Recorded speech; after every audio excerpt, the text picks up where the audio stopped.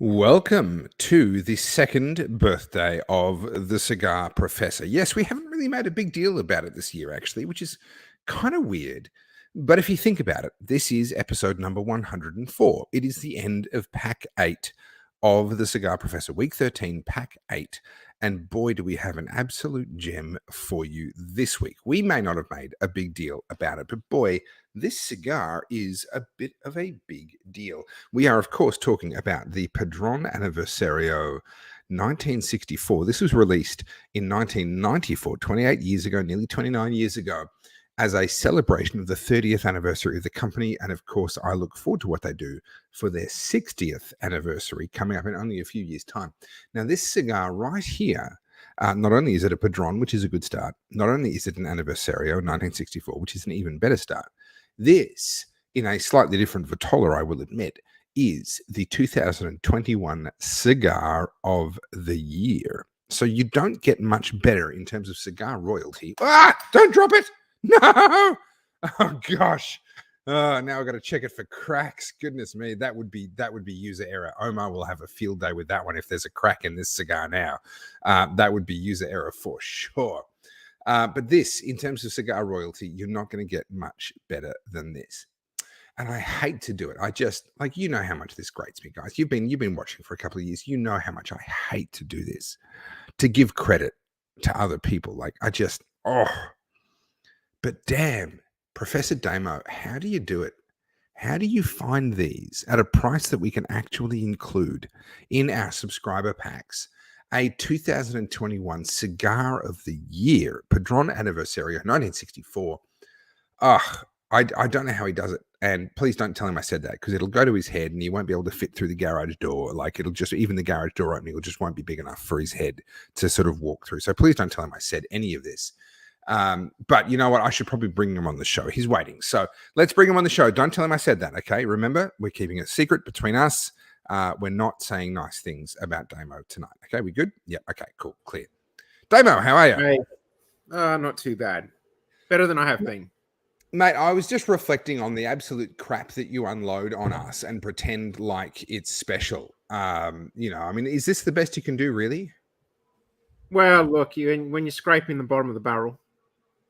Well, I mean, look, you're friends with me, so scraping the bottom of the barrel is clearly something you're quite familiar with. Absolutely. Now, this Omar taught me that very well.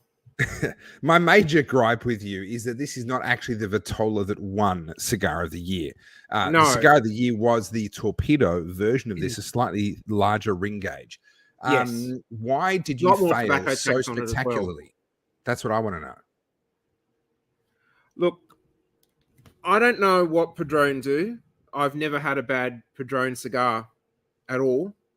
I can't say that I absolutely would say that everyone is my first choice when I want to go and have a cigar, but this one in particular is one of my favorites. It's when I'm struggling to choose a good cigar, when I'm looking at all my cigars in front of me and I'm like, I just want a cigar I know I'm going to enjoy, that's not going to need any effort, I pick up one of these ones. Yeah. So that is probably the main reason why I chose to put this in the pack, not because I already knew ahead of time that this was going to be Cigar of the Year. Clearly but you did. Because you had inside information. But just because this particular vitola and this particular blend is one of my favorites and is in my own humidor. I've got a box of them in there. So, well, it's not a full box anymore, but yes, a box nonetheless. I first discovered Padron when I was in Fremantle in Western Australia, and I went to a tobacconist there, and they have real tobacconists. They actually, they can show you their stock, unlike in Victoria, and I suspect New South Wales, where they have to keep it all under lock and key and all hidden away. I said I was looking for a cigar. They pulled back a curtain that was just there to keep the UV off the cigars. They pulled back this curtain, and there was this beautiful wall of cigars. And I spotted the Padron 2000. I decided that's what I was going to have. I was going to take a punt on what, for me at the time, this is years and years and years ago, for me at the time was this unknown brand. I didn't really know what to expect. And I had a wonderful, wonderful time. And I've been a big fan of Padron ever since. I've had a lot of them. But I do have to say, it is with a deep and abiding sense of betrayal and failure that we smoke this vitola. rather than the torpedo. And speaking of absolute failure, we do, of course, have another cigar professor with us. Omar, how are you? I'm good. How are you? Good. Did you like that segue? Yeah, I loved it. And I kind of gave me a lot of insight and profile into why the fuck Cigar Professor isn't the best cigar show, because you two talk so much shit, no fucking contribution. And that's why viewers just don't want to listen to the crap. Yeah. And yet I'm the one with control over the mute button. So you'd better watch your attitude there. You know, I'm just saying. What, Omar, that's starting to get a bit on the Santa Claus side of things now. Yeah. Now listen, boys, what's with having your heads all the way down here? Come on, fellas. I moved up because I had a suspicion that Omar was going to come in low, so I was just like, I got to get my head up to about here, so I'm taller than Omar. You're but trying see, to show I'm off being gracious. I'm actually being lower than you. You're trying to like win the Wood Duck of the Year award, Omar. Trying. All right, he's going for the beard, for the mustache curling, which is a sure sign that we need to move on. Straight cuts with this one, gentlemen. Yeah, I would straight cutting it for sure. Yeah, perfect. For sure. Perfect draw. Yeah, I would expect nothing less than a perfect draw on this. The construction quality should be A+, no issues at all, I would expect. Yeah, lovely aroma. It's fresh, it's grassy, but it's also complex. Like there's some spice, there's a hint of cacao. There's something dark in there. There's something, I don't know what that is, but there's something dark in there. Maybe a little bit of a coffee note in there with the cacao. Yeah, cacao, coffee, something like that. Oh, yeah. The draw is just exceptional. Everything that you would want from a Padron. Now, Damo, got a bone to pick with you. You need to talk to Nick. I am using the Perdomo Cigars branded lighter. Yep. I'm having some trouble with this lighter, and I'm just about to switch back to the Cigar Professor lighter that we gave away as a free gift in Pack 2, because this thing is giving me the shits. Well, it'll burn just fine, and then after a half a cigar, it'll start to... It's as though it's running out of gas, but it's not running out of gas. If I use the perfect draw and I push the nipple down, it'll squirt gas out for another minute. Right? And it's gas. You can smell it. You can feel the cold of it. It's not air. But for some reason... Okay, there we go. It's lit. All right? I guarantee you, in 30 seconds, this flame will be stuttering.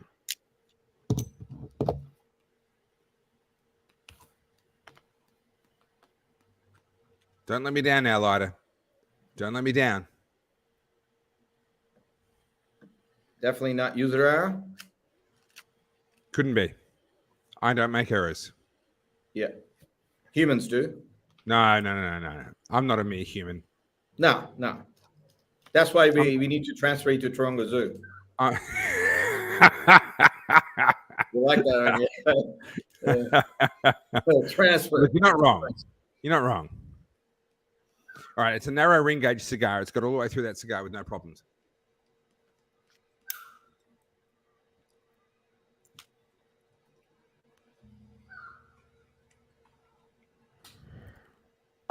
All right, we've got a heap of comments coming in.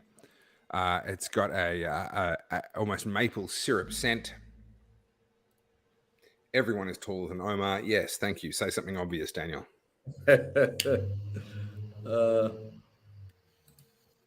Simon's got some concerns about the cap. Sorry, I reckon you'll find it probably holds up pretty well, Simon, just based on my experience. Chalky feeling wrapper. Yeah, there's a bit of that. I don't disagree, but I got to say it's still a good cigar. Don't get me wrong. Turn the gas pressure down and make sure that you empty it each time before refilling.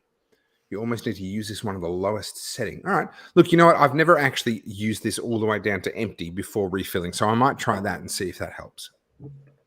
It most certainly was not working properly on Monday, Daniel. You were here. We smoked some cigars, and that lighter, this very expensive, may I say, premium lighter, was giving me a hard time. It embarrassed me. Well, not as expensive as what's that brand? Dunhill. Saint DuPont. probably. Oh, Saint Dupont, Yeah. thank you. Yeah. But why would I want one of their lighters? Like at least with Perdomo, I have the hope that one day I'll get the Nick experience that Damo gets every time he visits the US. You know, this at least comes with the dream. You know, Dunhill, what's that? Come on, Dunghill might as well be. Oh wow. I would have said chalk. It's more like dry cacao, super dry cacao, toasted dry cacao.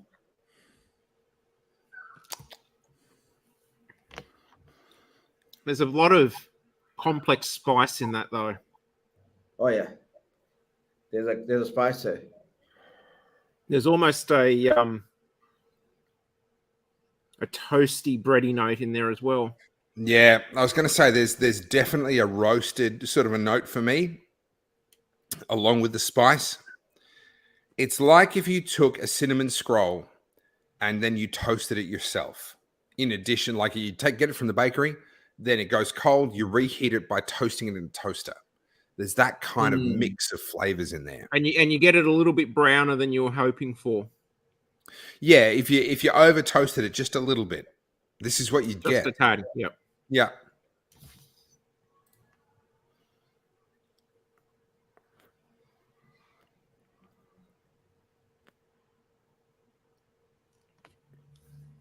It is lovely though. Mm. My word, what a yeah, wow. It's got a very unusual spice finish on it, though, hasn't it? Yeah. It really does linger, but it's not. I wouldn't call it a clear. It's you know what it reminds me of. It's almost like the burn that you get from fresh ginger. Yeah. Oh yeah, I wouldn't have made the Not, connection. it's not myself, quite yeah. that pepper burn. It's more of a ginger spice burn. Yeah. It also have a hint of that mintiness, the spice There's that has freshness. There's a freshness to it. freshness to it. It's a fresh, minty freshness to it, or spearmint, or some sort of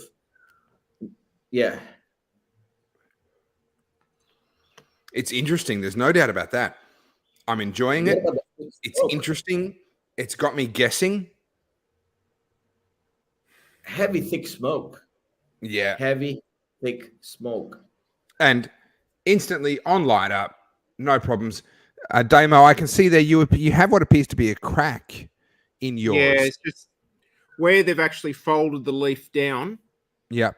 It's actually just started to lift up a little bit there. Okay. I'm going to try to dab it down with a bit of spit, but the heat coming back dried it out again. So put that down to user error. You know, obviously Damo just doesn't know how to smoke a cigar. It's not like I was throwing this around or anything. Oh, look at the burn on mine. Like that's look, you. The burn on mine is pretty good too. You're not going to find better. It's just exceptional. Oh yeah, of course yours is Omar's wonky. got the user error tonight.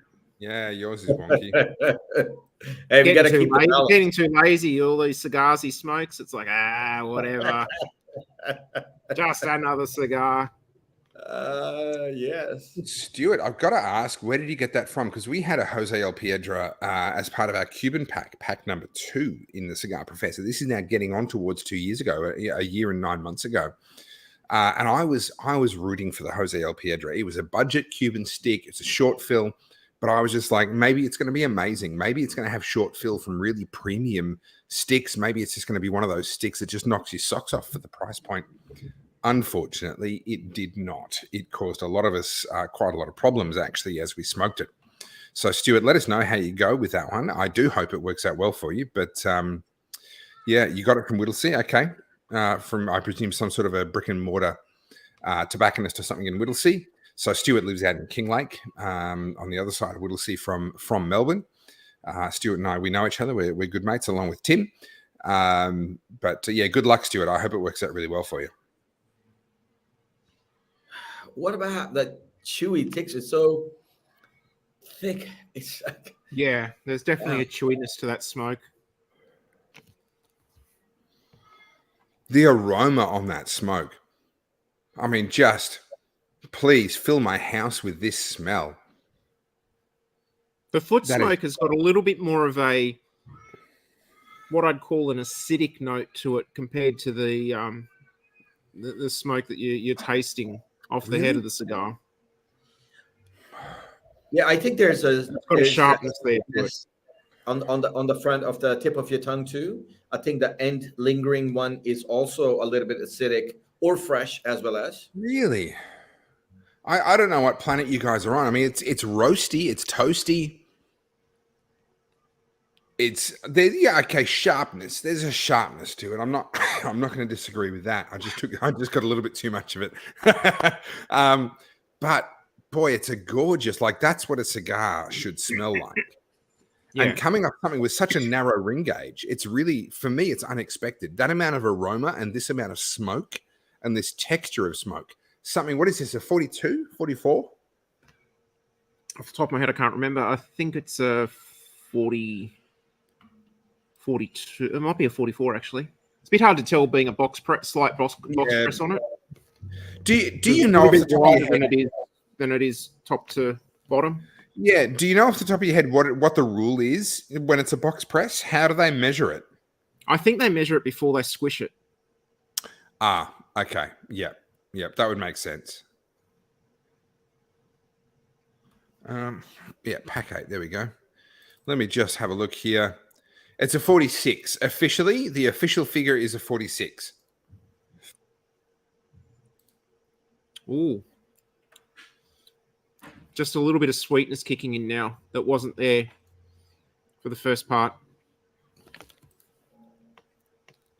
See, I thought it was fairly sweet right from the get-go, hence my sort of cinnamon scroll in the oven. Like that icing that's on the top of a cinnamon scroll, that sweetness there, that was there for me from the start. Okay. I don't know Tim enough, he's a very nice gentleman from his comments and stuff, but I suspect the last comment from Tim, Topher? Yep, so that's this one. Yep. Yeah. Obviously, a great gentleman. Looking forward to see him. I got a bunch of good cigars to smoke with him. But I think there is some cognitive function that I don't know. I'm struggling to articulate. He says, mate, you would sure save a lot of money. Sure. Buying from Cigar Professor. You'll be fucking broke if you smoke as many cigars. I do, no matter what you do. They won't be saving any goddamn money. Yeah, you'll save money by not getting into the cigar hobby. Yeah. That's how you save money, right? Yes. But I do agree from my own personal internet searches. Cigar Professor is definitely at least 20 to 25% cheaper than all other stupid places. Plus, Dave looks after them like his own babies. Well, I can tell you for a fact we ain't making any money, so that tells you the prices are pretty good. I vouch for that. And we're not a 2 years in business and we haven't made a cent. Yeah, we're not a cigar business, we're a cigar charity, is what we are. But we love it. Well, we love it. Look, on a different note, on a positive note, at least they might have a proper device that actually doesn't die on him or we can't hear him and all kind of stupidity. And thanks to Cigar Professor for that. Well, that's true. This is true. But look, can I just say, like, the Cigar Professor has been wonderful because it's actually allowed me to get to know Damo so much better than I otherwise would have. And he is such an exceptional human being. It's been such a privilege to get to know him that it actually makes up for the fact that he comes along with Omar. Like they're a package deal, right? Damo is so exceptional. Yeah. That it's actually on balance, it's still a positive despite the fact that it came with you, Omar. Do you want to know how exceptional I discovered I am today? Yeah. Huh? I had an infamous YouTuber describe me today as being a coffee snob. I was shocked. I could not believe it. It's like, yes, I finally made it. The infamous YouTuber wouldn't have been me, would it? You're not actually watching my shit, are you? Come on, man. You're better than that. You've got real things to do on the ratings. Damo, you wanted to say something worthless, I'm sure. Yeah, it is. It is definitely worthless, or worth a lot. Depends how you look at it. Like, I completely agree with your comment about Damo. I think he's 10 out of 10 dude, and I know him for a lot longer, and I know him a lot more than you can imagine. And I totally agree that your limited observation is still good enough. However, I hope and I wish and I sincerely pray that Damo has the same view about you, but it's not. Unfortunately, he's not gonna say.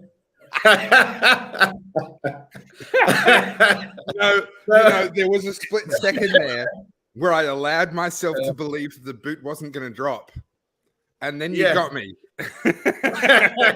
Well played. Well played. I always do. Was it Daniel that mentioned a flavor of marshmallow? Yes. Yeah, it was. I'm just getting that right now. Marshmallow and gingerbread. Yeah, that's what I'm getting now. I'm really, that sweetness is just really rounded out into a chewy marshmallow flavor for me. Yeah. When the day comes that we finally replace Omar and like political correctness moves on and we no longer need the token black guy, I reckon we get Daniel in his place. Daniel's good, man. He's good. Yeah. Good value, good palate.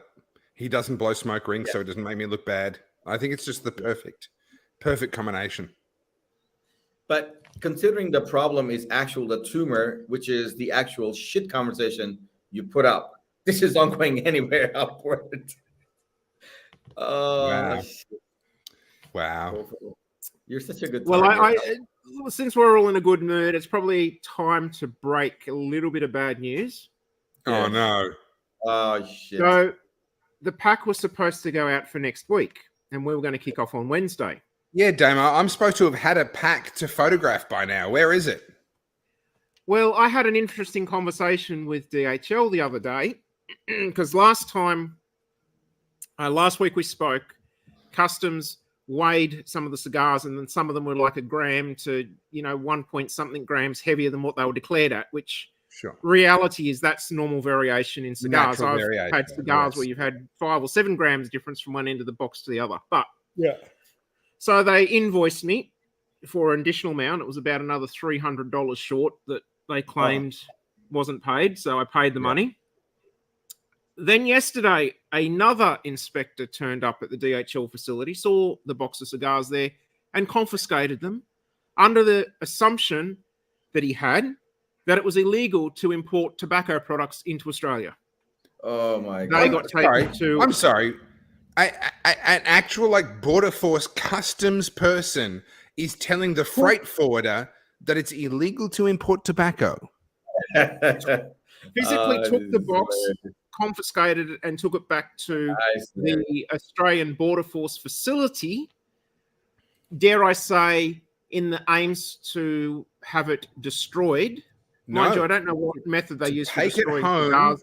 To take it home and smoke it himself. I reckon this bloke is a cigar lover. I reckon he's like, I know what's in there. I know who the cigar professor is. These are going to be like the best effing cigars I've ever had.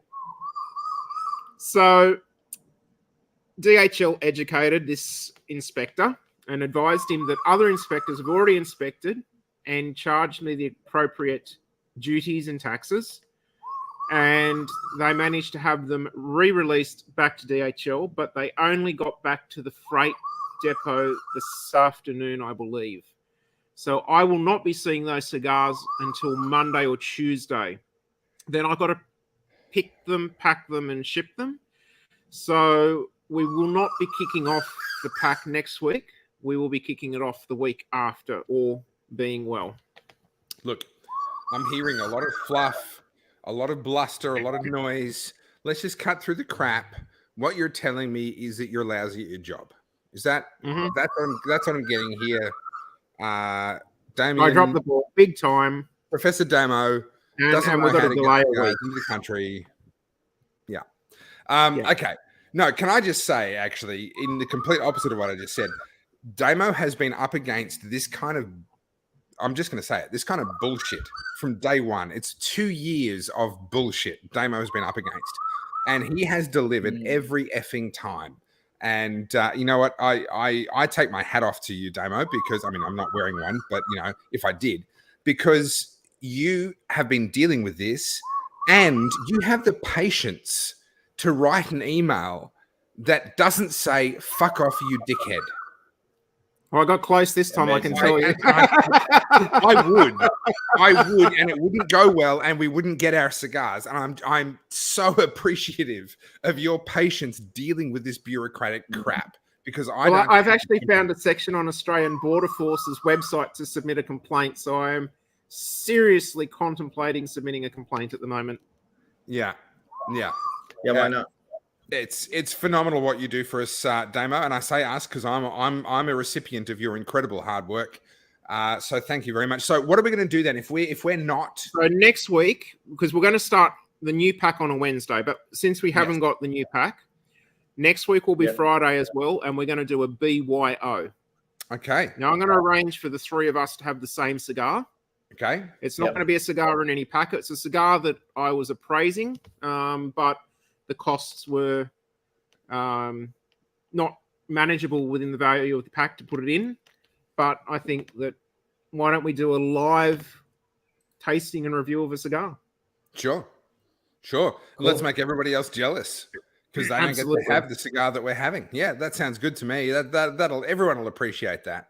Absolutely. But everybody else, grab whatever cigar you've got in your humidor that you like to smoke, and we'll just have a kick back and chat and look at what another cigar on the market's like, and maybe people will be interested in that cigar, and maybe one day when they're looking at buying some, they can add that to their little list of want to gets one day. Yeah, sounds good. So just to be clear, next week we're still on a Friday. That's our last Friday. Then the week after, we're starting the Wednesdays, which will be from now on for the foreseeable future. We're on a Wednesday night.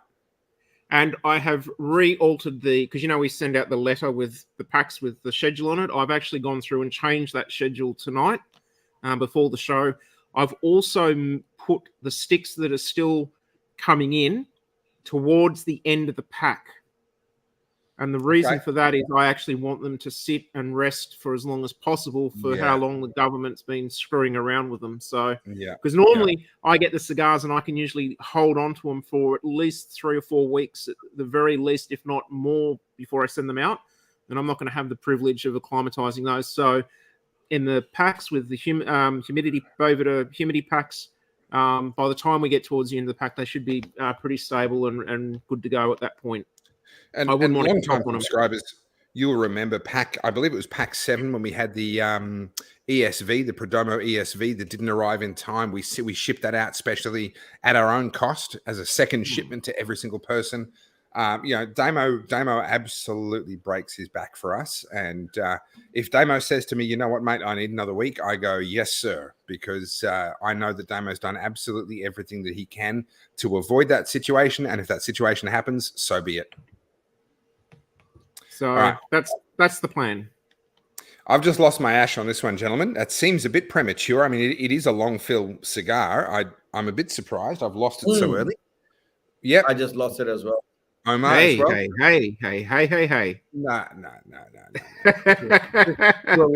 Relax, Damo, relax. Let's see what it does for the flavor.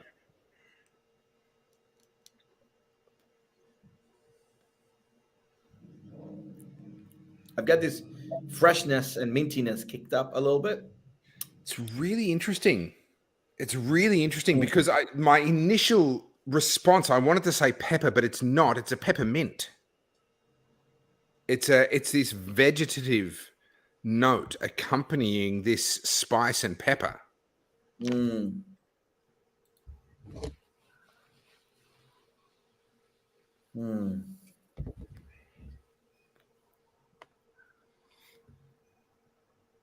I've noticed there's quite a few rings in that one for you tonight. Look, I'm starting to think that narrower ring gauge cigars and or torpedoes, I just get more rings. I think there's something about, there's something about what I do in response to a narrower ring gauge just gives me more rings. Perhaps. More rings to blow. It's a good night. You like blowing rings, eh? I love blowing rings. Look, it's no coincidence that last night I did a slow chat with a bloke who used to run a BDSM club, right? I'm just saying, no coincidence there. Nope. Damo had a little smirk. He must be thinking of Uncle Nick while you were making that comment. Had a little smirk on the cover, and he's trying to cough. And I don't know. Well, what I did watch most of the show last night as well. So. Oh, good. Did you appreciate my safe word joke? I think I missed that section of between the kids and people distracting me while I was trying to watch. Where's your priorities, mate? You know, family, whatever. Focus on my slow chat. No, so I was interviewing a bloke who used to run the Hellfire Club here in Melbourne, which is a BDSM nightclub, and lots of crazy stuff went down there. And we got talking about safe words, and I said, you know what, I think there should be a universal safe word, and that safe word should be meatloaf, because what it means, you say meatloaf, what it means is I would do anything for love, but I won't do that. Right? I think that should just be the universal safe word, universally accepted.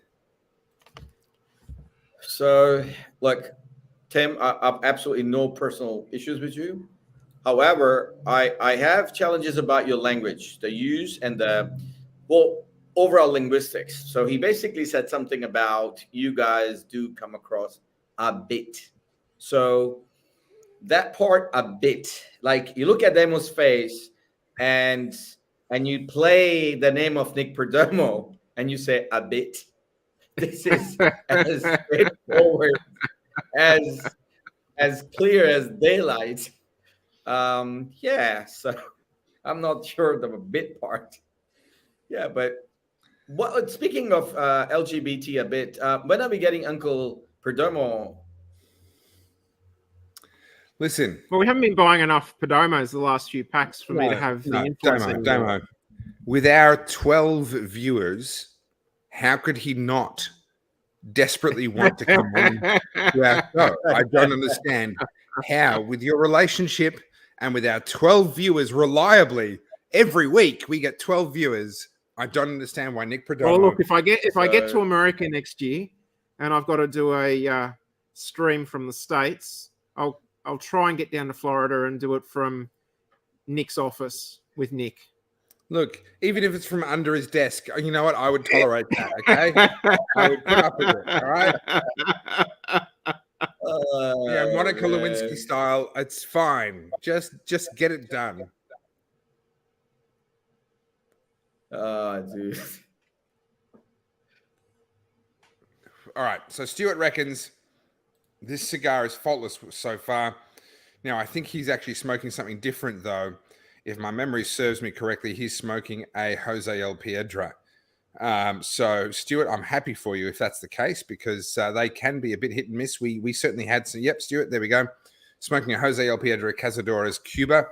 Mate, I'm happy for you because they can certainly be hit and miss. I'm very, very glad that you've got the hit. All Cuban cigars can be hit and miss, really. All Cuban cigars can be, yeah. Yeah, certainly the Jose El Piedra. There were a few. There were probably 3 or 4 in that pack of Cubans that really between the 3 of us, 1 or even sometimes 2 of us were having issues, and then we're getting comments from people having issues. And then there were others, to be fair, there were others that were really good. No one really had issues with them, and they were the more expensive Cubans, typically. And the larger ring gauge Cubans. I think there was a correlation between the ring gauge and how. The one problem I've always had with Cuban cigars, regardless, is mold. Oh, yeah. Always, regardless. Yeah. Oh, sorry. Do you mean plume? Yeah. You mean plume, right? It's plume. It's crawling all over the cigars, and it looks like fuzzy white soft cotton, but it's plume, right? Well, that's what they'd like you to believe.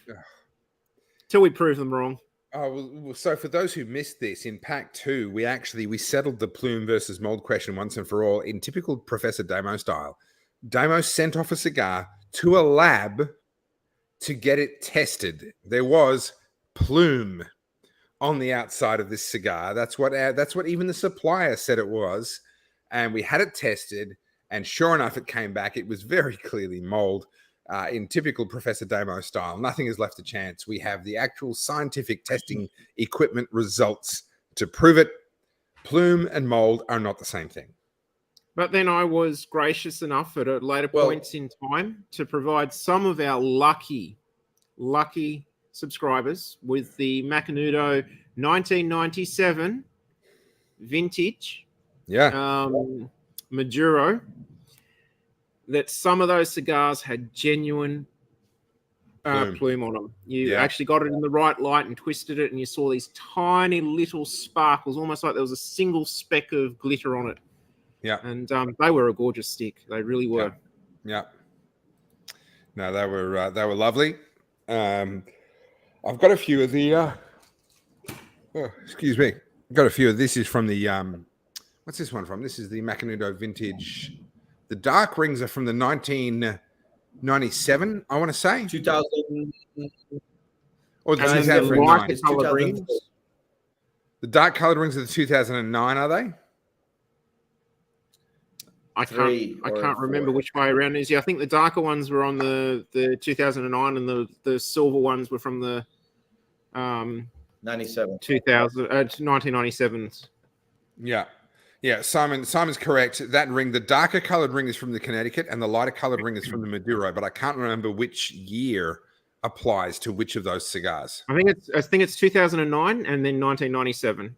Yeah, those are the years. Which one was which? So the 1997 was the Connecticut, the Maduro. Right? Oh, it is the Maduro, is it? Okay. Yeah.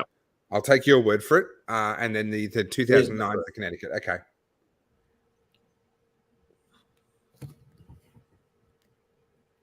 Oh, there it goes. There goes the ash. Hey, holding together well.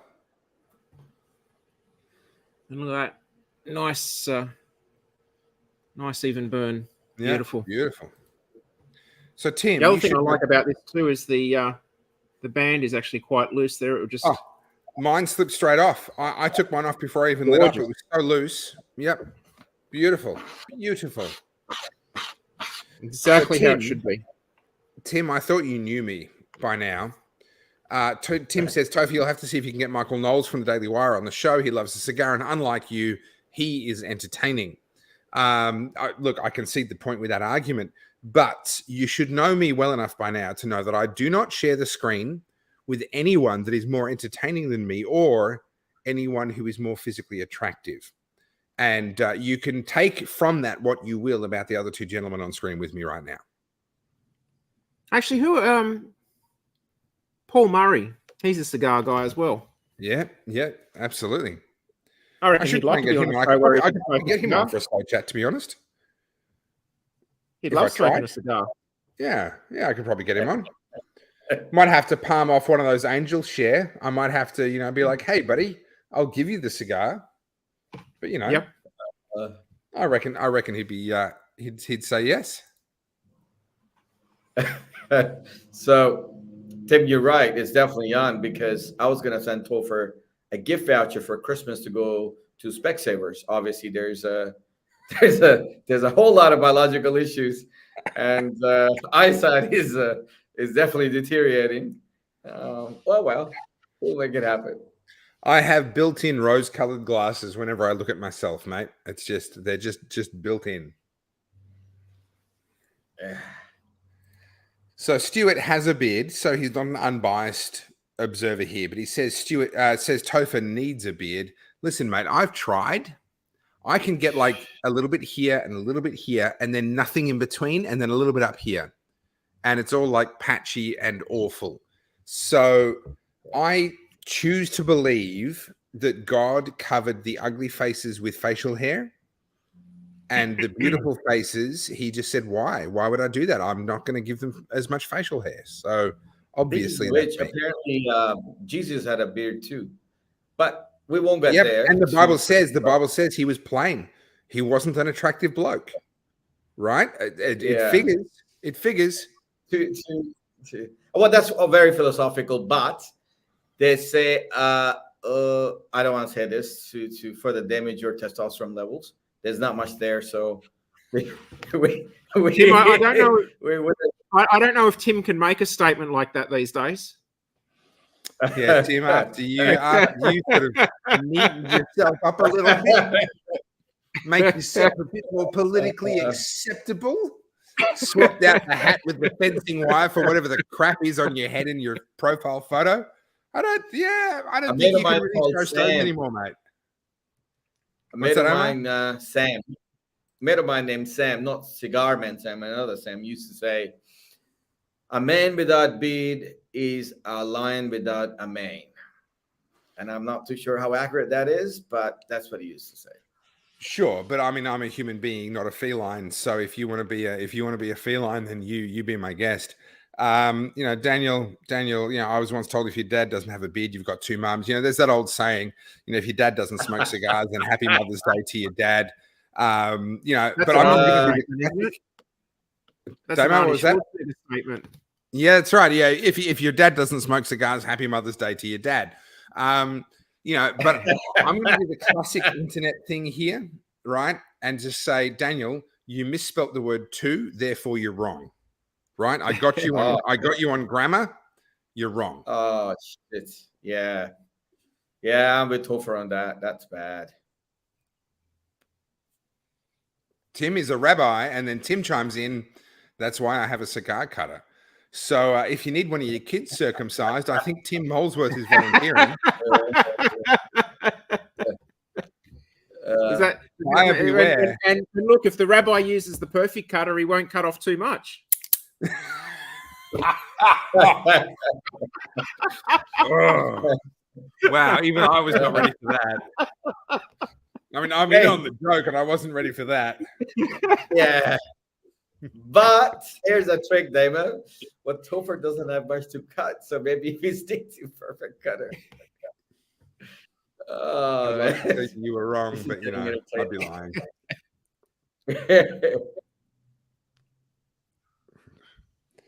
And, I don't know if you gentlemen have noticed, but this is actually a cigar show, not like a innuendo, insult each other show. So we should probably actually talk about the flavors now that we're heading towards the middle third. Mm. There's definitely a coffee note that's coming through at the moment for me. Yeah. Even a little bit of earthiness in there as well. And I think after the exhale, on the lingering note, there's also a little bit of leather as well. There's the coffees, the tannins. It's almost, I haven't had a cigar that's actually made me think of black tea. Like I drink black tea with my cigars, but I've not had a cigar where the flavor is like tannins and black tea. But actually, there's an element of that in this cigar. It is the coffee, the cacao, the black tea. Yeah. Those are really, for me, the dominant flavors. Interestingly, for me, that spice is gone. There's no heat, there's no spice to this, at least for my taste buds at the moment.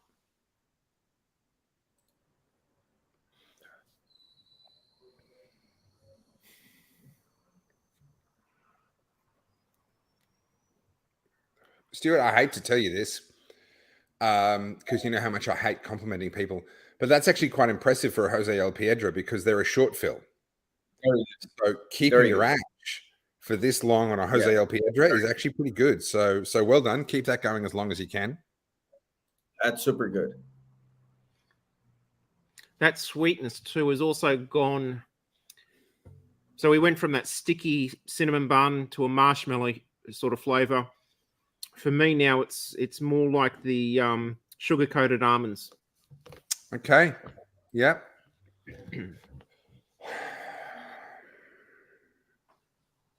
I'm not getting a lot of nuttiness, to be honest. I was after you said that, I just went, hang on, let me just check in with my taste buds here.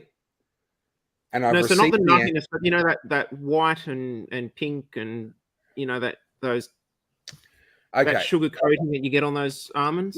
If you were just kind of sucking on them rather than chewing on them, I can see that. I can take that point. Reminds me of the story of when my dad, when he was a pastor of a church, he used to visit people, and there were a lot of elderly people in the congregation. And he visited this elderly lady, and she got a phone call just after he'd arrived. And she said, "Oh, excuse me, can I go into the other room and take it?" This is back in like landline phone days.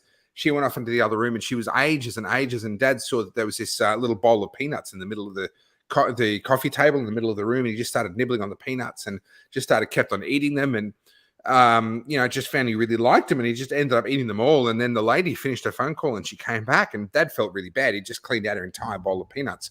He's like, I'm so sorry. I owe you some peanuts. I just ate your entire bowl of peanuts. And the little old lady said, oh, that's all right, dearie. You know what? These days, all I can do is suck the chocolate off them, and then I have to put them back in the bowl anyway. So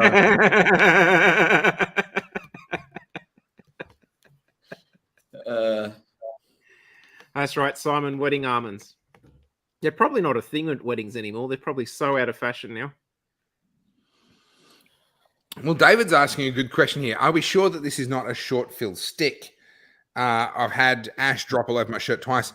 I believe it's a long fill. I will double check right now, but I believe it's a long fill. And I think it's just by virtue of being a box press in the relatively, modest ring gauge that it is. But let me just go through. I've got a page open here. I'm just going to go through that now and just see if I can find out whether we're actually looking at a long fill, which I believe it is, or a short fill, which I'd be quite certain it's a long fill. With the narrower, longer ring gauges, you're always going to drop your ash. Yeah. And the other thing is too, to hold the ash up, you really need a fair bit of stem in the length of it to give it structure to hold on. So it's basically saying there's not a lot of stem in this either, if any. Yeah. Look, I would say it'll hold its ash better as you go through and you move deeper through the leaves into more stem. I think that's where you're really going to start to find that you do actually have the ash holding. But in a relatively long, relatively narrow vitola, it's not that surprising to be losing the ash. Yeah, this definitely long fill. Boys, something very interesting / philosophical about Cigar Professor. I was reflecting on all the boys. We all kind of, we got Stuart more recently, and Tim, Daniel has contributed. But apart from David, a lot of the people that we used to have in the early few packs, we don't get to hear from them. And one of the biggest contribution that we had lately, off late, I would say, is Simon. Very, very insightful. Yeah. And I feel like he had a great deal of knowledge of cigars. And I really appreciate, in particular, his input every time, on the ball, boom, answers. And I would really, really miss him if he taps out on the Wednesday show. I mean, I think we will definitely, hopefully, keep Stuart and Tim being your friends, and Daniel.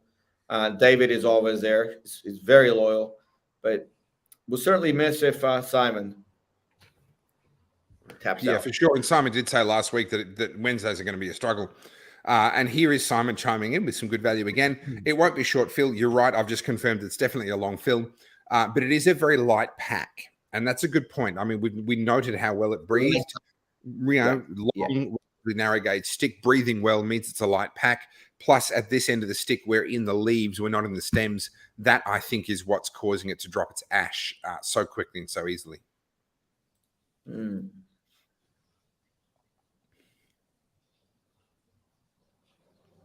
Yeah, absolutely. And speaking of which, I've just gone and dumped ash all over myself for the second time. Just to make David feel... Yeah, so you're not the only one, David. Not alone. Yeah, you're not the only one. David. We all have.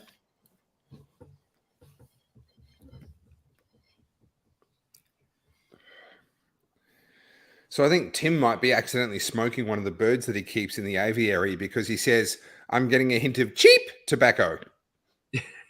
Oh, did you mean CHEAP, Tim? Sorry, I misunderstood. A hint of cheap tobacco with high taxes wrapped in paper and smoked through some kind of foam. I don't know what you were on right now, Tim, but it's not a Padron Anniversario 1964. That is for sure.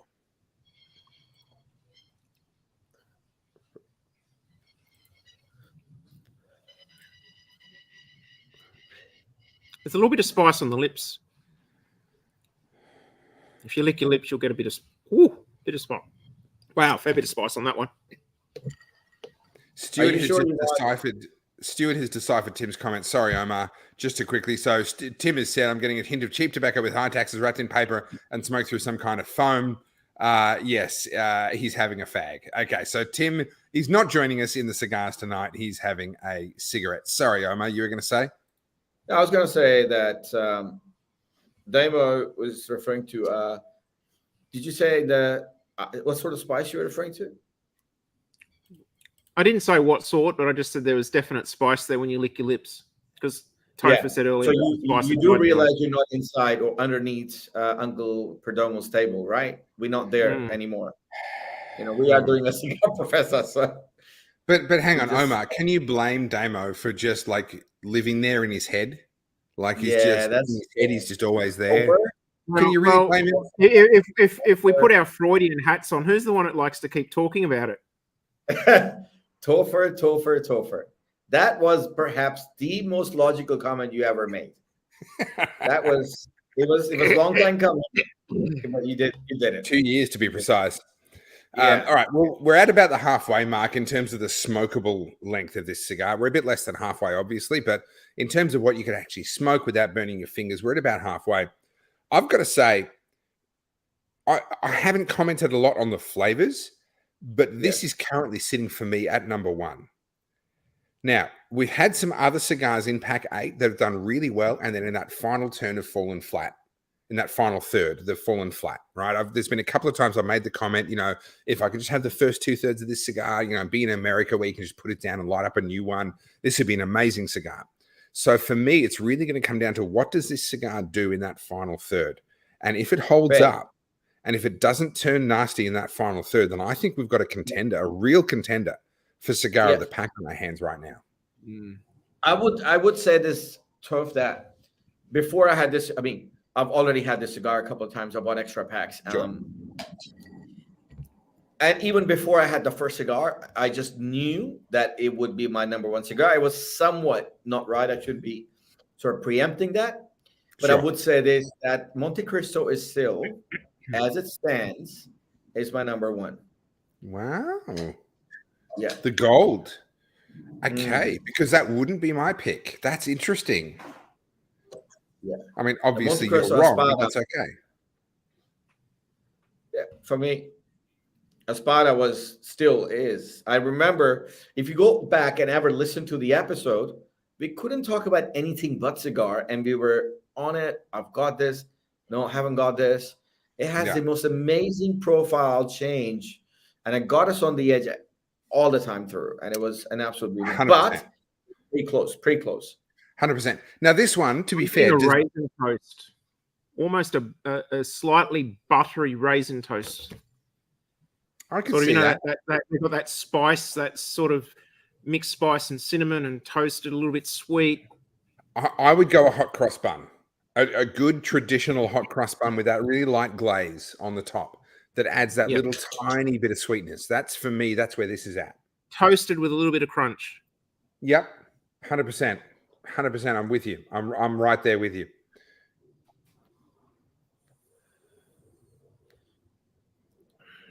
It's a gorgeous stick. It's a gorgeous stick. I mean, I'm a big defender of the Oliva Serie V, especially in the Milanio. But boy, this actually gives the Oliva V Milanio a run for its money. So during COVID lockdowns, when we were permitted for our 1 hour of exercise in the yard a day, this, as well as the Perdomo ESVs, were my regulars. They were your I had a bit of variety, but this was one of my favorite cigar-sized sticks. Oh, how could you not, though? Oh, very good stick. And it was a good excuse to go for a 2-hour walk. I was going to say, how do you smoke this in 1 hour? You can't smoke this in 1 hour. And by the same token, I almost feel like it'd almost be rude to have this as a golf stick or something like that. Like it's too good for that. It deserves to be the center of attention and not the afterthought, the accompaniment to some other activity.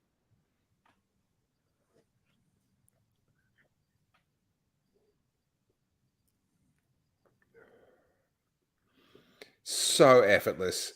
Razor sharp burn still. I mean, has anyone had any burn issues with this? We've certainly not had any comments indicating it. If you're having any issues, let us know. But we've had no comments indicating burn issues. It's effortless. We've been lit up for a solid 45 plus minutes so far. This is going to be an hour and 15 stick without even thinking about it. Like, it's just crazy. Yeah, it's not a cigar that you have to baby. It's burning beautifully on its own. It's quite forgiving if you're puffing a little bit quicker than you should, and it's also gracious enough to let you take it slowly as well.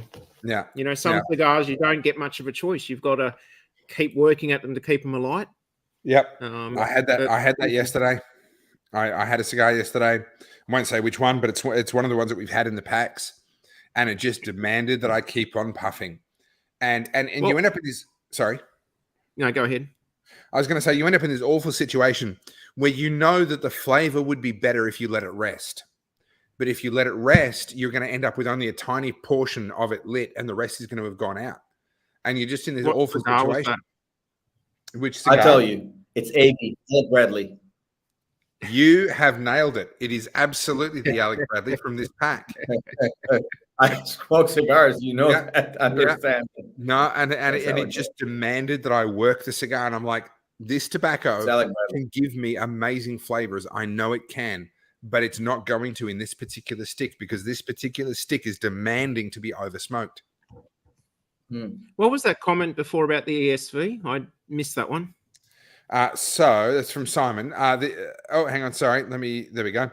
These predominant ESVs in the Maduro are unbeatable. I'm still getting 90 minutes out of the Robusto, and the aftertaste 100% takes the sting out of the price point every single time. Yeah. A good stick is worth the money every single time. Yes. And here's the thing. In Australia, because the taxes, it's per gram. It doesn't matter whether it's a good stick or a bad stick. You're paying for the grams. And so in Australia, it doesn't make sense to buy bad sticks. Yeah. In America, a $2 stick, you go, okay, it's a $2 US stick, whatever, right? In Australia, the same stick is still $60 because of the tobacco tax. Yes. You might as well pay $80 and get a much better stick. Well said. I think the difference between the dollar price becomes irrelevant in Australia. You got to spend a little bit more and have a decent stick. Yeah. Otherwise, you're literally smoking some of the worst tobacco. Like a $2 stick in the US, that's the crap tobacco. That's the tobacco they couldn't find any other use for. Why would you buy that with $1,700 a kilo of tobacco tax on it? Like, why would you do that? Well, Padron are quite an expensive stick in America. A lot of people don't generally smoke Padrones just because they are so much more expensive compared to all the other sticks on the market. Yeah. Right. Whereas I reckon, like for us, we go to the US and you know, Omar, you know this because you've been there recently. You go to the US, you look at the prices and you look at the expensive sticks and you just start laughing. Yeah, that's right. It's like, come on. And he buys like 6 boxes for the week.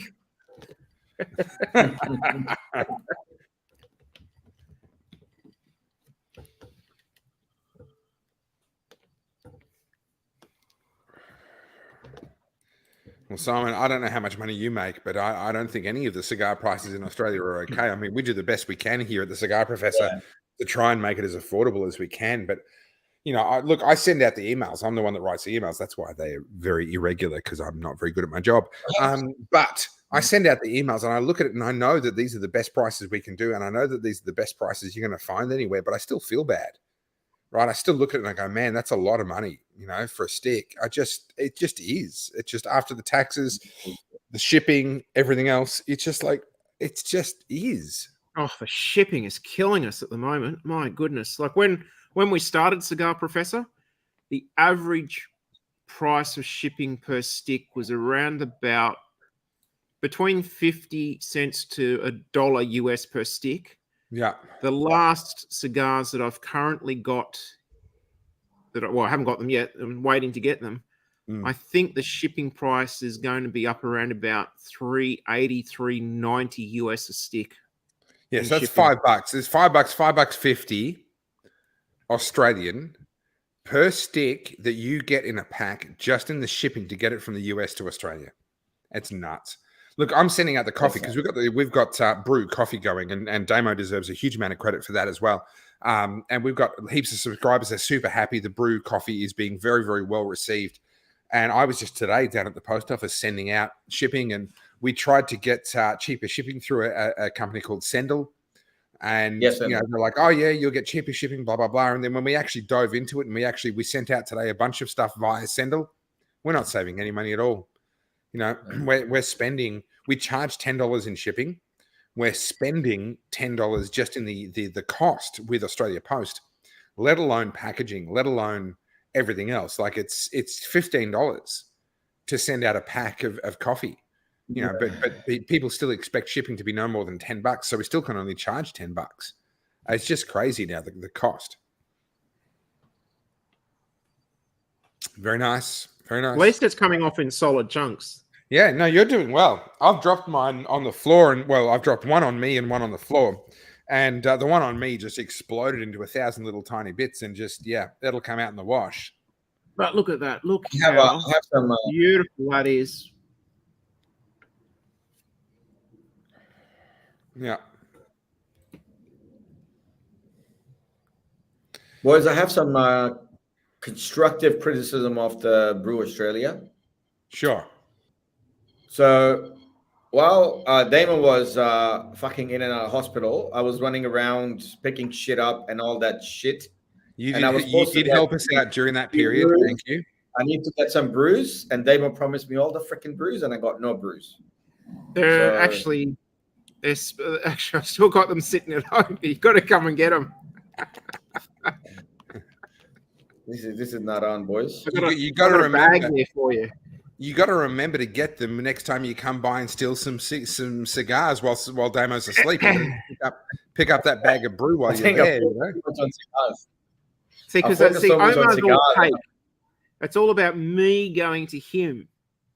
Ah, yeah, righto. So he expects me to So be it's his not just the little free courier. stuff; it's the power play as well. Like he wants to Yeah, assert that's right. his position. Yeah, righto. When are you coming by? When are you going to drop them off to me? When are you going to bring me more cigars? When are you going to bring me coffee? Oh, I hear come you. on. I hear you. You know, that makes perfect sense. That makes perfect sense. Absolutely. No, it's been an interesting journey with brew. The only people we've had so far who haven't been happy with the coffee were people who didn't realize, and we've modified the marketing, we've modified the website to make this more clear. But in the very first lot that we sent out, there were people who didn't understand that it was filter coffee, right? And it's a different thing to espresso coffee. You're not going to get a shot of espresso out of any filter coffee, no matter how good it is. So we had a few people that were like, "Oh, this wasn't what I thought it was going to be," and that's fair. And so they've gone, they've moved on to something else. But consistently, the feedback we're getting from the people that are drinking brew is this is genuinely some of the best coffee they've ever had. And Damo is the one that actually roasts it and grinds it and makes sure it's perfect. I've given up on my second coffee a day. I used to drink 2 coffees a day from a cafe. Now that's a freaking expensive habit. Not quite as expensive as cigars, but it's up there. And now I drink 1 coffee a day from a cafe, and I drink 1 brew every day, and it's every bit as good, every bit as satisfying. I still like my magic. I like my double ristretto with a little bit of milk. Like I can't help myself. I like that. I'm a Melbourne boy, but my second coffee, my afternoon coffee every day is a brew, and it's just fantastic.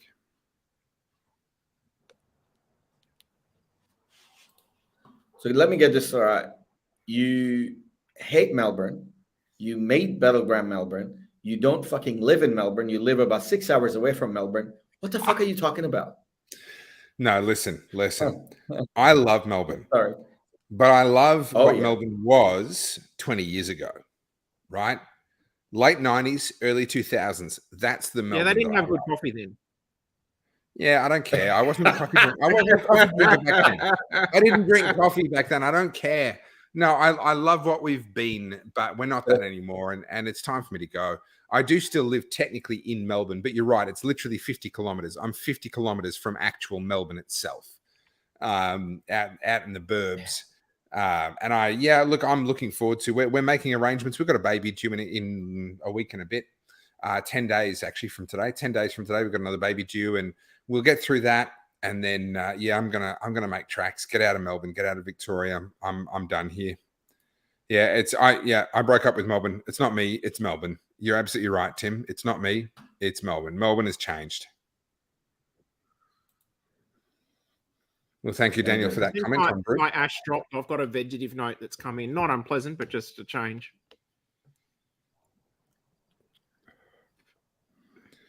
I'm just loving this stick. I don't really feel like I want to go too deep into the flavor changes and profiles and this and that, blah, blah, blah. No, it's just Nice. beautiful. Yeah. You know?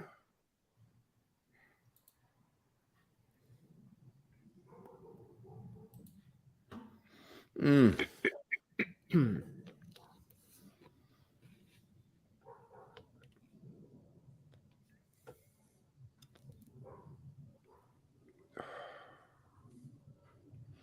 Yeah.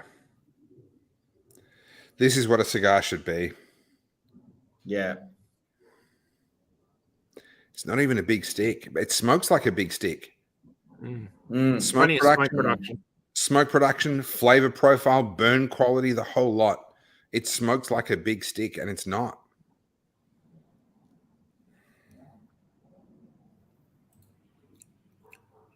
I'm definitely getting that minty freshness on that vegetative note.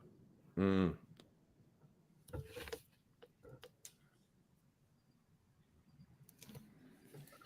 Beautiful.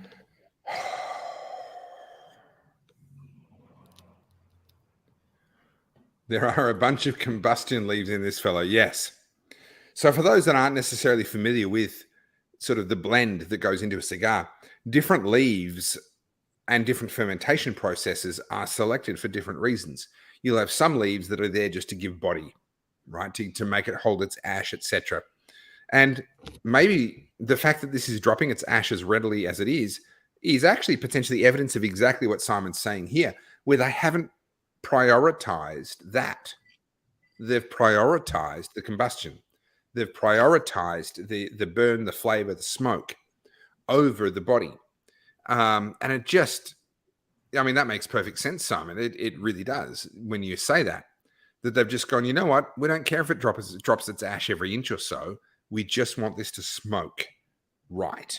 And it does. Absolutely.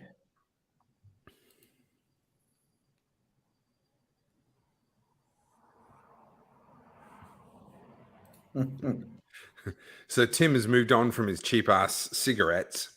He's now burning the gunpowder from shotgun shells. This smell is unbeatable. Look, I agree. When I was when I was in the Army Reserves, we used to do range days, and the smell on a range when you got 40 blokes all letting off 150, 200 rounds out of detachable magazines in a semi/fully automatic steyr. That's a good day. That's a good smell.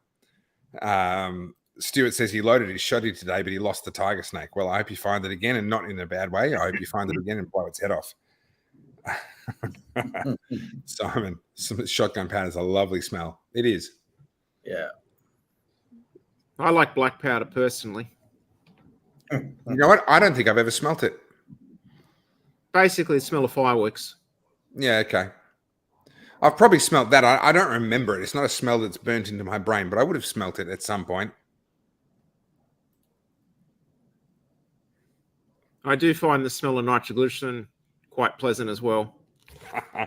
Yeah, there's most of us don't know what that is, mate.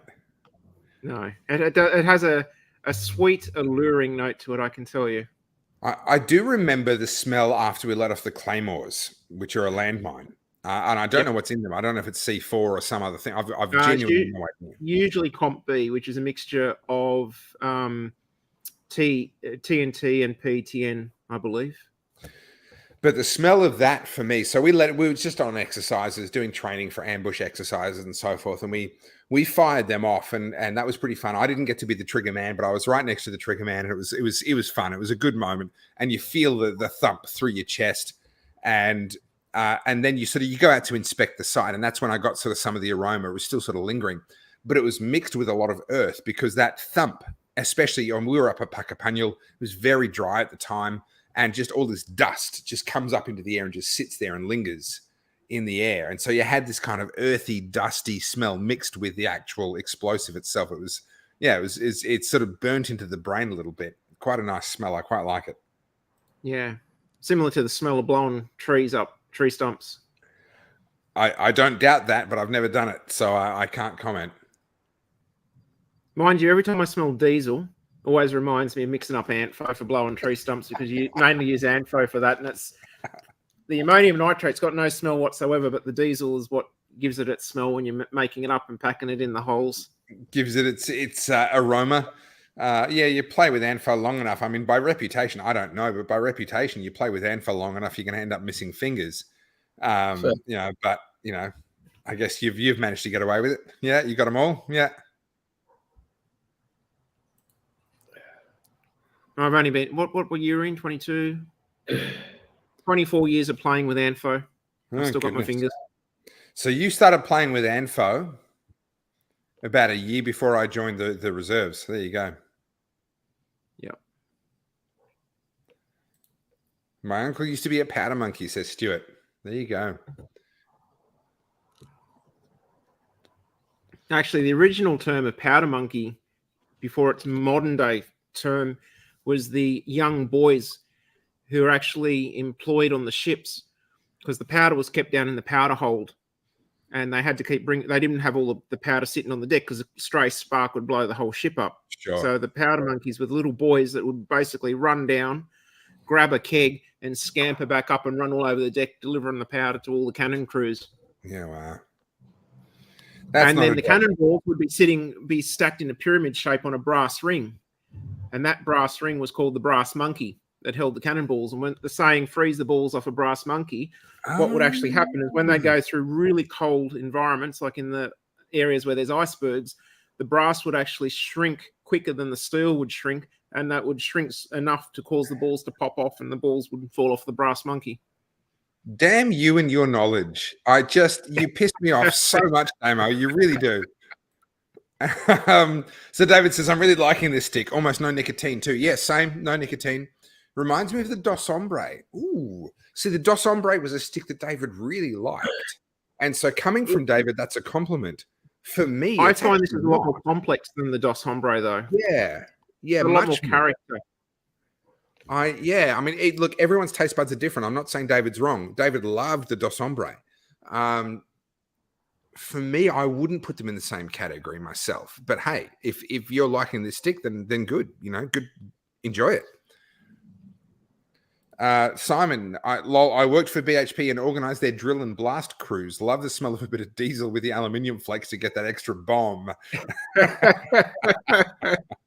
Ah, dear. Yes, the aluminium's got its own unique smell. It's the aluminium's actually coated in a special form of solvent soluble wax, because aluminium powder is actually dangerous when wet. And I was going to say, because aluminium's really interesting. Like, it oxidizes. Correct me if I'm wrong. I'm sure, Damo, you know more about this than I do, and I'm scraping the edge of my knowledge here, so I could very well be wrong.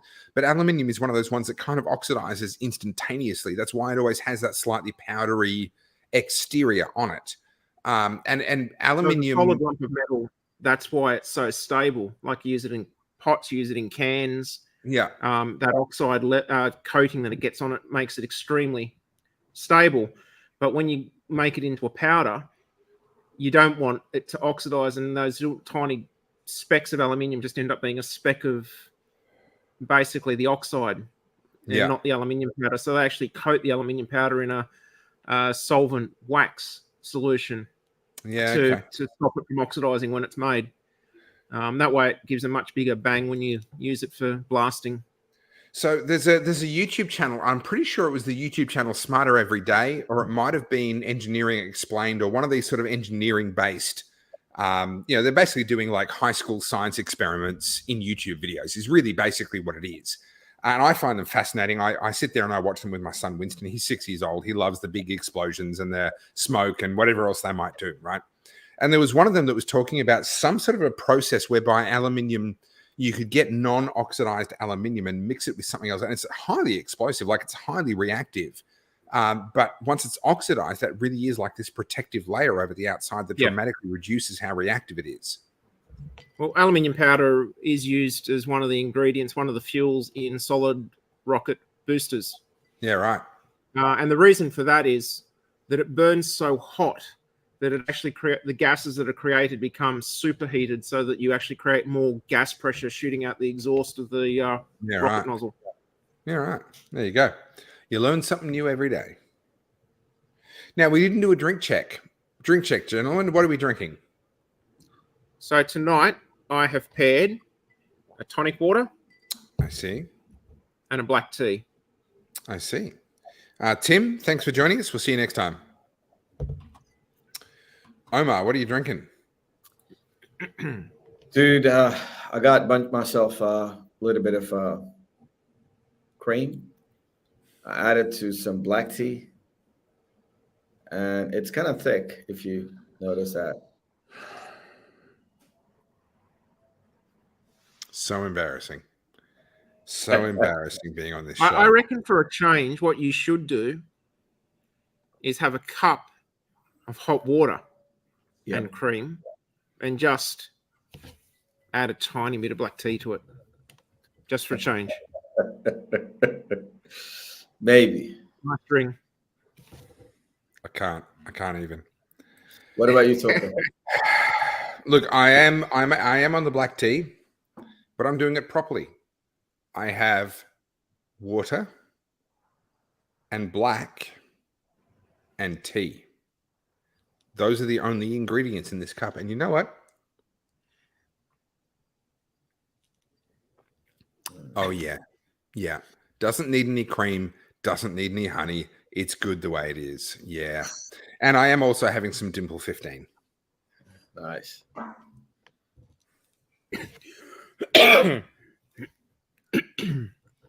Well, this Simon's got a comment here that probably only Damo's going to understand. With ANFO, and if you've got wet holes, you put a bit of oily wax to keep the water out. But the alley just boosts the energy of the explosive. So the alley being the aluminium, I assume. Yeah. Actually, it's quite a high-tech thing these days. I mean, in the early days, I got into blasting. You sort of just mix it together and throw it down the holes. But these days, they've actually got purpose-built trucks that mix everything. It's got everything in separate compartments, and it mixes it into the pump that actually then pumps it through the hose. And they can actually adjust the mix depending on what's going on in the holes. So they actually have chemicals they add to give it water resistance, and it comes out more what I would call sort of like elephant snot with all these tiny little beads in it that look like polystyrene beads, but that's the ammonium nitrate in it. So, sorry. And they can change the density of it as well so that it is more dense than the water in the hole. So as they're filling up the hole of explosive, it sinks to the bottom and pushes the water up and out. It makes perfect sense to me that this would work, but it is bending my brain a little bit. You're talking about liquid explosive that can be pumped through a pipe. Like, my brain, I don't have a great grasp of chemistry, but my limited grasp of chemistry says, yeah, of course that works. But there's just something in my head that says liquid equals water equals not explosive. Therefore, liquid explosive is like, but the liquid component that they put in with it is actually ammonium nitrate that's been dissolved in very, very high concentrations into a very small amount of water. They've got the ratio just right so that it's enough to create a bang. But see, in the mining industry, they're not really trying to create the bangs that you do in the military. In the military, you're trying to create a very sharp, hard bang that fractures and cracks and destroys metal tanks, planes, all that sort of stuff, bunkers. In mining industry, you want to create a degree of fracturing the rock, but one of the things they actually want to do is they actually want to create heave. So they want to create large volumes of gas. And so that moisture content in the explosives actually creates steam, which helps push the rock. So what they want to do is they don't want to launch rocks across the other side of the quarry. They just want to slump it down into a pile at the base of the shelf so they can then scoop it up and take it away to where they want it to go. Yeah. Simon's right. This has become a mining channel. We're now talking about it's basically the terrorist handbook in like slow chat form. Is what we've become. Well, so we're going to get. And it gets even more funky. In the underground mines, they'll actually drill holes up into the roof, and they actually change the mixture of the blend to be sticky, so they can actually put the hose up into the hole in the roof and pump it. And as they pull the hose down, it actually stays up in the roof, so that the explosive doesn't fall back out the hole. That's like amazing, black magic to me. Like that's. Was it C.S. Lewis? I can't remember who it was who said any technology when sufficiently advanced is indistinguishable from magic. Right? I can't remember who it was that said that. It was one of these sort of 1900s, early 1900s, mid 1900s era people where the steam era had well and truly taken hold and electronics was starting to come in, and they said, any technology when sufficiently advanced is indistinguishable from magic. And I just like. A liquid explosive that stays in a hole above your head is freaking magic. Like that's, I'm sorry, that's a magic wand you've got up there. It's just, that's what it is.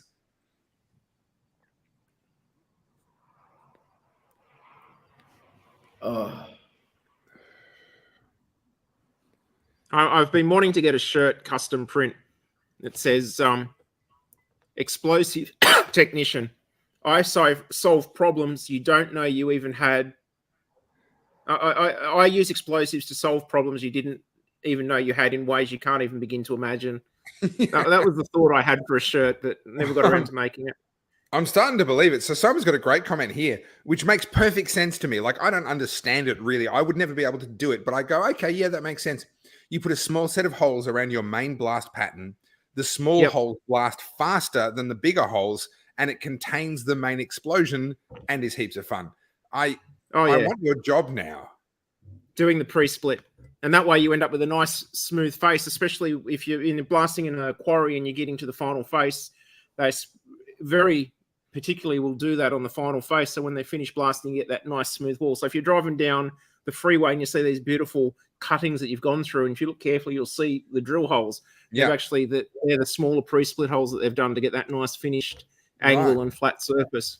Because I've certainly noticed those drill holes, and I assumed that they were drilled and then filled with explosives or something and then cracked away. That's just what I assumed was done, which it seems that is what's done. Yeah, I just, like, I've commented before on the show, so apologies for those that have heard it, but my auntie owned a farm in Rutherglen, a winery in Rutherglen, and there was an old abandoned gold mine that she tried to recommission, and she had a bloke who was working that mine for a while, and I was there when they did a blast deep underground. It was not an open cut mine. It was a tunneled sort of a mine, and they did a blast, and it was all done properly and professionally and all the rest of it. And I was above ground when it went off, and we were all waiting for it. We knew it was going to happen at some point. And we knew it was going to happen within the next minute, but we didn't know exactly precisely the second. And then it went bang, and it was just this sort of dust just rose up from the ground and just sort of hung in the air, this thump that came through the ground. And it's one of those feelings and one of those moments that sort of stayed with me ever since. Playing with that stuff for a job, Simon, you've really outdone yourself there to play with that for a job. Well, Orica, who's one of the biggest explosive companies in Australia, many, many years ago, started experimenting with. So you know how you got noise cancelling headsets? Yeah. What it does is it emits a sound the opposite to what's coming in, so that it cancels the sound out. Yeah. Well, Orica Explosive developed a technology where they could actually put out all these microphones and sensors that would actually alter the blast as it was progressing along to do the same sort of thing. So it was a noise cancelling blast, and they have been able to reduce the sound on explosion so phenomenally that people outside of the quarry wouldn't have even known the blast has taken place. That's just amazing. A little bit of a ground shake, but no real noise at all. Wow, that's amazing. In the army, we didn't get to use them much. We used them a little bit, but the guys that moved on in the infantry to using the 50 caliber machine guns and that sort of stuff, they would use active noise cancelling headphones. So we used earplugs all the time and that sort of stuff, obviously as infantry. And then in combat situations, they don't use anything because they need to be able to sort of hear the environment, and they end up with long-term hearing damage out of it. But the guys on sort of the heavier machine guns, your 50 cals, etc., they were using these active hearing protection. And I fell in love with them the few times we got to use them. And I'm like, I want these in my daily life, because what they do is they amplify everything around you. So when you're just talking to a friend or whatever, like you're sitting on the range, all right, and no one's shooting. It's the range is down. Someone's out there moving a target or whatever it is. No, everyone's off the guns. You'd turn the sensitivity up and you could hear the people 3 booths over and what they were saying to each other. It was awesome. But then the minute someone pulled the trigger and actually fired a round, they'd cut out in that moment and work as earmuffs. I don't know if they were noise cancelling, doing what you were saying before, generating the opposite noise. I don't know if they did that, but they certainly worked as earmuffs in that moment. And I'm like, I just want these in my life all the time. I want the ability to turn up my hearing so that I can hear everything even better. But then the minute some whiny kid comes along and exceeds a certain noise threshold, I just want it to cut out,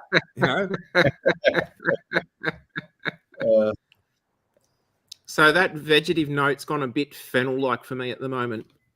That's where you're at. Yeah, similar. There is definitely a vegetative tang twist coming into it.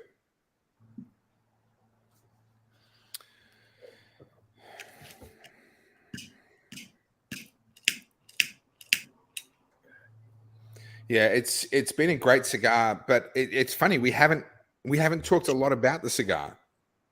It's been superb, but it hasn't demanded our attention. I don't think there's been a lot of vibrant change in the cigar in the final third. It's just consistently been carrying on as it has. Yeah. The pepperiness has picked up. I've got a crack now, but I think that's actually been there all the way through. From, you remember right in the introduction when I dropped the cigar, I think that's when that happened. Omar, you hadn't quite joined the chat at that point. I dropped the cigar during the intro, and I split the wrapper right down near the mouth. But it's just been superb. It's getting peppery. It's getting more spicy. You're starting to feel the heat. I can feel the heat in my fingers right now. Not unacceptable, but I can certainly feel it. Brilliant cigar all the way through.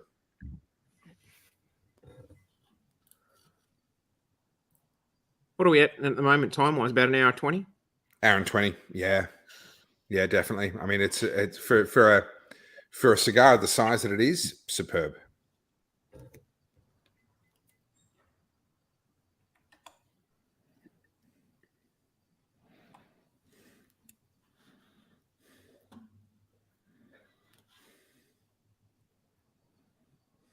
I must confess, I was in Melbourne on Tuesday, very briefly.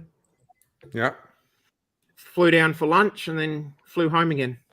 Wow. So, went to the Hatter and the Hare, which you've been to with me. Had lunch there, had some good coffee, and turned around and came home again. I can't blame you. I don't know why anyone would spend any longer in Melbourne than they absolutely had to. Yeah.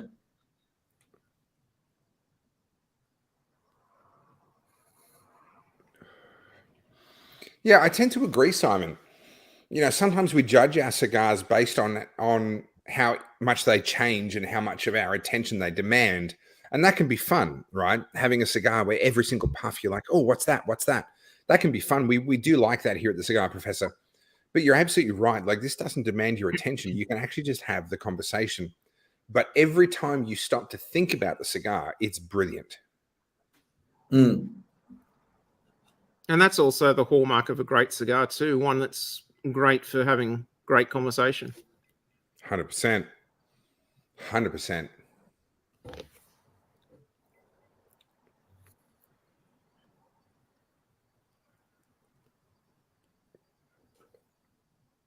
Good couple of rings in this. Still great smoke production.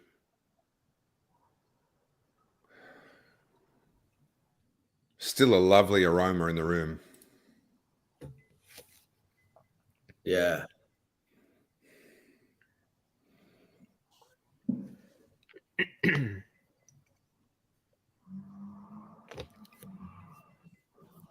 Getting hot. Definitely getting hot. Hot on the tongue. Not yet too hot on the fingers, but it's getting there. Yeah. That's probably the light pack, to be honest. The light pack is Yeah. probably contributing to that heat really starting to come through.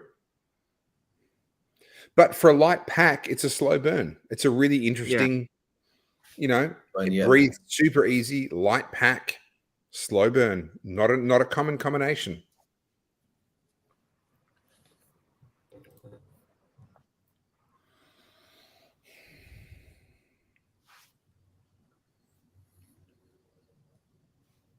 A little bit of cedar, a little bit of nuts in the aroma. This is, sorry, not in the flavor, in the aroma. Just one of those ones that, you know, when I walk into this garage tomorrow morning, I'm going to be like, oh yeah, that's right. That was a good cigar. It's just leaving a beautiful smell behind. Getting down towards the nub, I'm just starting to get a little bit of meatiness coming through in that cigar as well. Bit of umami. Yeah. Yeah, look, it's deepening. The flavors are deepening, as you expect it to as you get down to the business end. But this is going to be a finger burner. I've got my perfect drawer right here, ready to go. I'm gonna unsheath it if I can, because I think this is going to be one to smoke all the way down to the finger burning stage. If I can open it.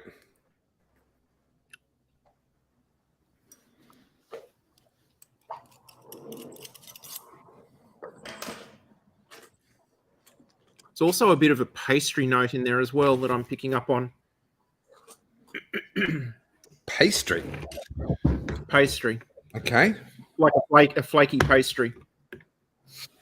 Sort of that oily, toasty bake. Like a baklava, but without the sweetness. Yes.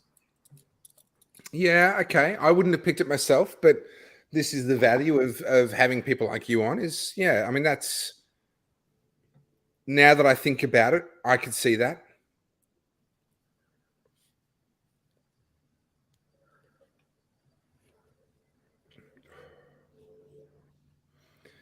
The amount of smoke. Effortless. We're Phenomenal. smoking it slowly and it's producing such a volume of smoke. It's just beautiful. And that vegetative note's starting to go a little bit herby, sort of like a herbaceous note there as well.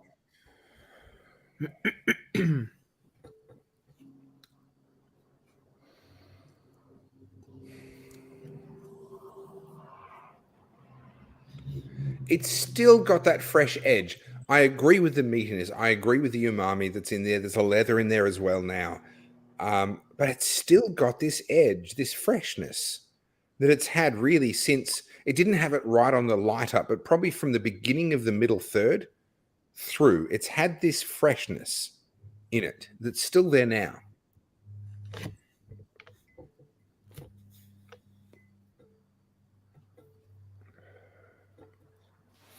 This peppermint, this spearmint, this something. Simon, this basil, once it's gone to seed in February. Only if you're below the 45th parallel, though. I mean, you know, it's only a certain latitude that'll get you that.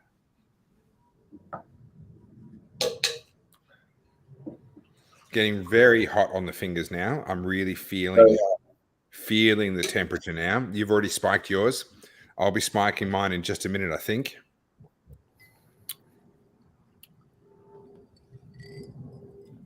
Decided to spike it before it got too small. Yeah, fair enough. I've just got the choice to make with this crack that's in there now. Where do I spike it? Do I spike it to try and seal the crack? Or do I avoid the crack? I'm not quite sure. I'd go in where your index finger is on that side. Yeah, you go through the top. Yeah, okay. Yeah. And avoid the crack, okay? I'll take your advice, and that way if it goes wrong, then I can blame you. All right, I'm going in. So there it is. There's the crack. It's not as visible on camera as it is in person. It's quite an open crack in person. I'm going to go in from here. So we just had, sorry, just for clarity, show me a close-up of the spike. So Stuart's asking, he's a relatively newer cigar smoker. So I'm going to grab the perfect draw tool that I've got. That's for opening up cigars that are getting, that are plugged. All right, but it's also useful for this. So what I'm going to do, I'm going to pick my spot. I'm going to insert it onto the side. I'm going to start to push it through. A little bit of twisting. All right, the twisting sort of helps it to cut its way through rather than just brute forcing its way through. And the minute I feel it touching my finger on the other side, which I can now, I stop. I don't want it to come out the other side. All right, so now I've got it spiked. And on a cigar like this, where the flavors are still beautiful, I want to keep smoking it, but it's starting to burn my fingers. This is the solution right here.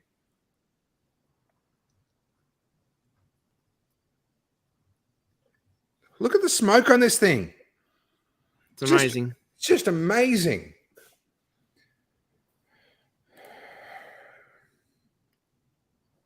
I think this is the only cigar in this pack I've done this to. Yeah, I haven't done it for a while. I think it's been probably 3 packs since I've spiked a cigar. Yeah. Omar, how are you doing? I find it to be a little bit bitter right now. Okay, bit of the vegetativeness. Yeah, that could be bitter. Yep. Yeah. And obviously it's hot. It's very hot. Yeah, it is hot for sure. I find yes.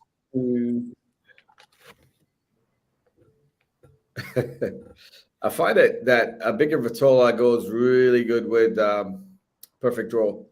It just you can get to the last minute. Yeah. Yeah.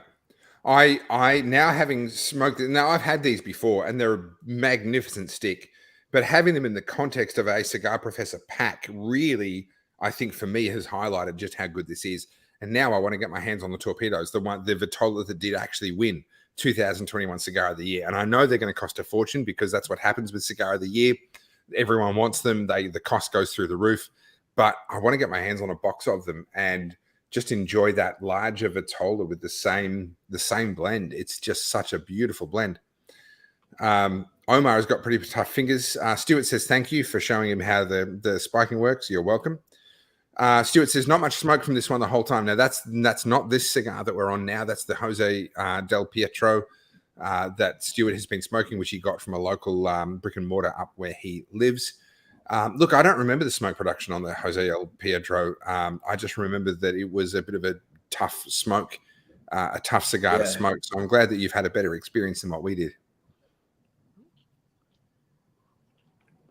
Well, do you want to hear the batting order for the next pack? Yes, please. Okay, so hopefully, all being well, December 14, we're kicking off with the Gurkha Chairman Select Perfecto, which are the same batch from pack 1. Great stick. Be careful with that cigar. The wrappers are fragile. When you cut it, just be careful with it, right? Just baby it, look after it. The wrappers are fragile. December 21st, which is closest to Christmas, we're going to make it 3 years in a row. Monte Cristo White, same batch. Same batch. Now we've added 2 years of age onto them.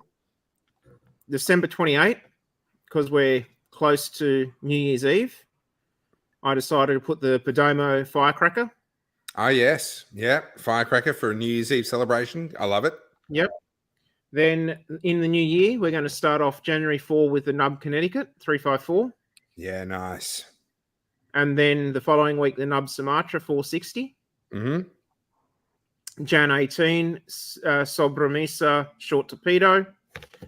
January 25th, the Underground Shade Connecticut Corona. 1st of Feb, we're going to do the Drew Estate Deadwood Tobacco Crazy Alice. Okay, so stop me if I'm wrong. Prior to the one you just mentioned, the Crazy Alice, all of the others are memory lane cigars. These are cigars that we've had previously, and now you've had them in your tender loving care for another year, in some cases 2 years. And in the Firecracker case, 3 years. 3 years of Damo's tender loving care. That's going to be absolutely amazing. So the first, and those Firecrackers from my personal stash. Yeah, for the first 5 weeks are actually cigars that you've had in your long-term care. That's amazing. Feb 8, the Ave Maria Immaculata, but in a Bellicoso, which is the size up from what we had last time, which is a 6x54. Oof. Feb 15th, Southern Draw Fraternal Order White Lancero, which is a 7.5x40. Woof. Lancero, lovely. And then in Feb 22nd, we're doing the Excalibur Short Crystal. And March 1 will be the Placencia Reserve Original Robusto. Oh, just for and Omar, we're going to finish out that pack on March 8, the Perdomo ESV Prestigio Connecticut, which is a 6.5x54. And that is a brilliant stick. It's not just a Perdomo. It's not just an ESV. It's a Prestigio. That's nice, a good stick. Now, I'm literally down to sort of my last puff or two. There's really not much left in this stick. The flavors are still good. It's spicy. I'm getting some top lip white pepper, tip of the tongue white pepper, some spice, a lot of that vegetative note, that sourness or bitterness that you were mentioning, Omar, definitely starting to come through, but it's still good. And I just wish there was another 2 inches on this cigar because it's just brilliant. I haven't smoked a cigar down to the nub like this in months. On the Cigar Professor or in my own time, I haven't done this to a cigar in months, and this is beautiful.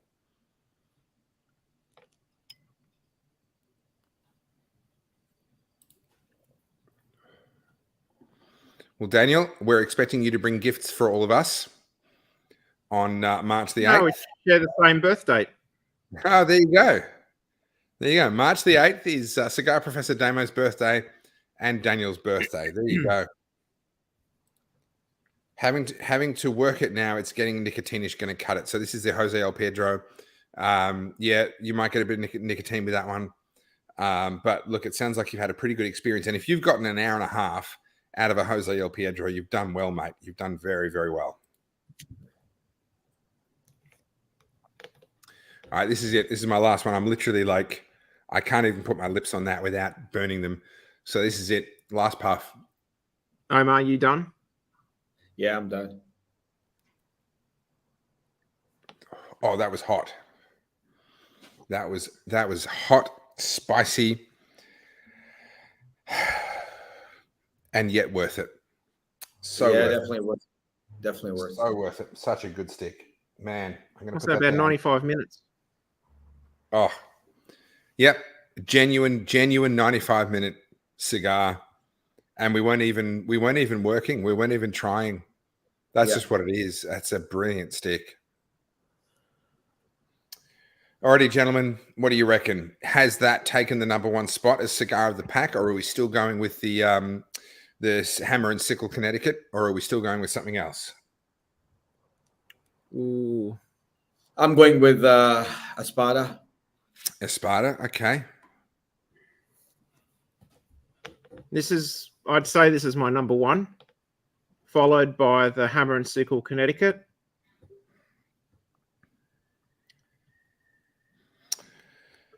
I'm having trouble trying to pick what I'm going to put for my third, though. Yeah, for me, like the Warped Maestro del Tiempo was good. The Southern Draw, as we had it as part of the pack, was a brilliant cigar last week. As I had it a few months earlier, it was a terrible cigar. So I don't know what to make of that. But judging it based on what I had as part of the pack, last week's Southern Draw was fantastic. But as an actual smoking experience, because for me, I rate smoke production. I love a good smoky cigar, something that really kind of fills the room with that sort of low hanging smoke. I'm going to give it to tonight's cigar for me. Tonight's cigar was the #1. What about your #2 and #3? Okay, the Hammer and Sickle Connecticut, I think, takes #2 for me. I'm sorry to be boring. I know that's what a lot of people are picking, but I'm going to agree with that. The Espada came a very close third behind the Hammer and Sickle Connecticut. And after that, there's sort of a mush of cigars. There's a few different cigars, depending on the mood that I'm in, that could take #4. But I think that'd be my #3. I think it'd be tonight, the 1964, followed by the Hammer and Sickle Connecticut, followed by the Espada. So my #3, I'm tossing up between the Espada, the Warped, or the Crux. They're all fairly close for me. Yeah, okay.